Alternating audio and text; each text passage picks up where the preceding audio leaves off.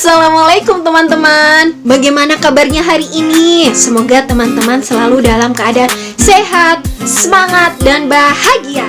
Ketemu lagi dengan Bu Muti. Kali ini Bu Muti akan berdongeng.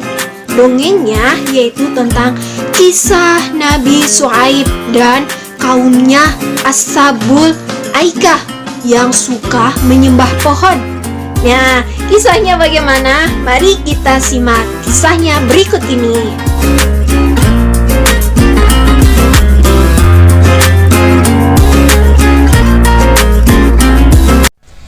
Kisah ini disebutkan beberapa kali dalam Al-Quran surah Asy-Syu'ara ayat 176 sampai 191. Diceritakan pada zaman Nabi Syuaib ada kaum yang lebih memilih menyembah pohon daripada beriman kepada Allah Subhanahu wa Ta'ala. Akibatnya Allah menurunkan azab gempa bumi yang dahsyat menghancurkan kaum ini. Nabi Syuaib alaihissalam diperintahkan Allah Subhanahu wa Ta'ala untuk berdakwah kepada suatu kaum yang tinggal di daerah Madian, sebuah kawasan di antara Hijaz dan Syam. Kaum ini dikenal dengan kaum Ashabul Aikah yang memiliki arti kaum penyembah pohon. Seperti yang disebutkan dalam Al-Quran surah Asy-Syu'ara ayat 176, penduduk Aikah telah mendustakan para nabi. Selain menyembah pohon, mereka juga menyembah berhala yang diyakini sebagai warisan para nenek moyang. Nabi Syuaib tak henti-hentinya mengajak kaum Aikah untuk meninggalkan sesembahan mereka yang tidak bisa memberi manfaat sedikit pun. Namun, sayangnya mereka tetap pada keyakinannya. Wahai kaumku, sembahlah Allah Subhanahu wa Ta'ala. Sesungguhnya tidak ada sesembahan Tuhan yang pantas bagimu selain Dia. Sebagian besar kaum Aikah berprofesi sebagai pedagang. Salah satu kebiasaan buruk kaum Aikah yang masih sangat sulit dihilangkan adalah yang suka mengurangi takaran timbangan. Ketika tiba musim panen, mereka membeli barang sebanyak-banyaknya dengan harga yang sangat murah untuk disimpan di gudang. Sebaliknya, jika datang musim pacekli, mereka akan mencekik pembeli dengan menaikkan harga barang setinggi-tingginya. Wahai penduduk Aikah, hentikanlah kebiasaan mengurangi hak orang lain dalam timbangan kalian. Sesungguhnya perbuatan itu sangat dibenci oleh Allah. Padahal Allah Subhanahu wa Ta'ala sudah memberikan kalian hidup yang makmur. Seharusnya kalian mengucap syukur atas limpahan nikmatnya. Seperti yang disebutkan dalam Al-Quran surah Hud ayat 85. Dan wahai kaumku, penuhilah takaran dan timbangan dengan adil, dan janganlah kamu merugikan manusia terhadap hak-hak mereka, dan jangan kamu membuat kejahatan di bumi dengan berbuat kerusakan. Wahai Syuaib, apakah Tuhanmu yang menyuruhmu untuk melarang kami mengolah harta sesuai cara yang kita kehendaki? Wahai kaumku, aku hanya bermaksud untuk memperbaiki perbuatan keji kalian selama masih diberi kemampuan. Semua petunjuk yang aku ikuti hanya dari Allah. Hanya kepadanya aku bertawakal, dan hanya kepadanya pula aku kembali. Jadi sekarang engkau juga menyuruh agar meninggalkan sesembahan para nenek moyang kami? Tidak semudah itu, wahai Syuaib. Wahai kaumku, sesungguhnya aku lebih khawatir pada kalian. Jika kalian tetap tidak mau beriman kepada Allah Subhanahu wa Ta'ala, Allah akan menimpakan azab yang pedih. Ingatkah kalian siksaan itu yang ditimpakan kepada kaum Lut, Hud, dan Saleh, nenek moyang kalian sendiri? Apa yang engkau bicarakan, wahai Syuaib? Itu hanya cerita dongeng pengantar tidur yang sulit kami percaya. Mendengar hal itu, Nabi Syuaib merasa sedih. beliau terus memikirkan nasib kaumnya yang sangat sulit untuk diajak berbuat kebaikan. Namun begitu, beliau tidak putus asa. Nabi Syuaib alaihissalam terus berdoa kepada Allah agar kaumnya segera diberikan hidayah.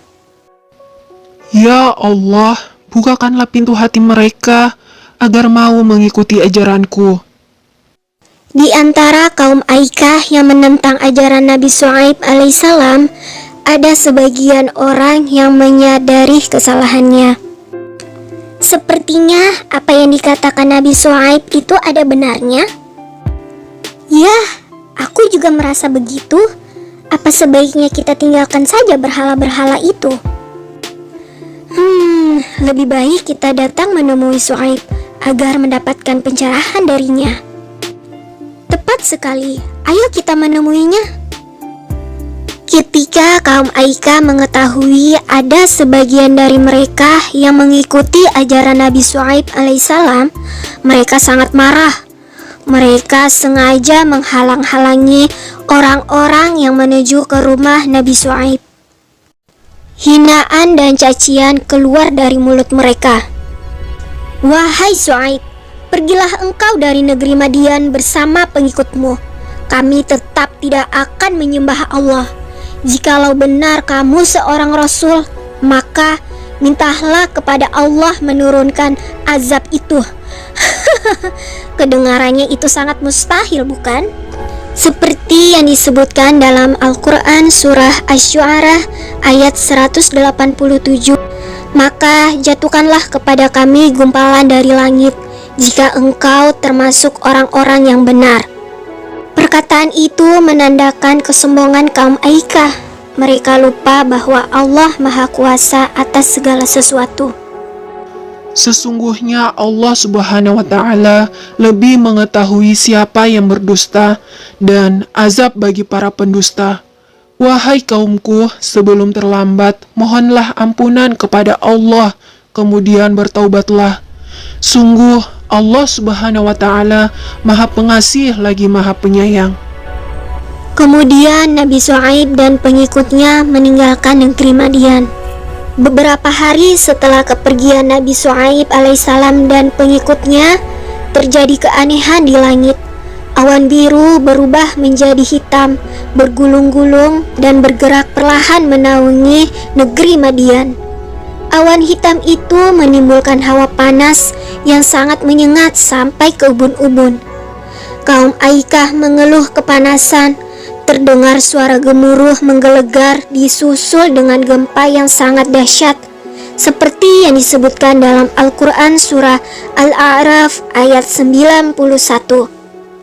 Lalu datanglah gempa menimpa mereka, dan mereka pun mati bergelimpangan di dalam reruntuhan rumah mereka. Pada hari itu kaum Aikah mendapatkan siksaan yang sangat pedih. Sungguh janji Allah itu benar adanya. Demikianlah kisah Ashabul Aikah yang mendustakan Nabi Syuaib alaihissalam dan tidak percaya akan azab dari Allah Subhanahu wa Ta'ala. Adapun beberapa pelajaran yang dapat kita ambil dari kisah ini, diantaranya: pertama, jangan suka curang. Contohnya dengan mengurangi takaran yang ada dalam timbangan, karena itu termasuk perbuatan pencurian. Kedua, jangan sekali-sekali bersikap sombong, apalagi menyatakan hal-hal yang buruk yang membuat Allah menjadi murka. Bisa jadi hal tersebut Allah mengabulkannya. Wallahu a'lam bishawab. Demikian dongeng dari Bu Muti. Semoga kita dapat mengambil pelajarannya dan kita bisa aplikasikannya dalam kehidupan sehari-hari. Bu Muti akhiri. Wassalamualaikum warahmatullahi wabarakatuh.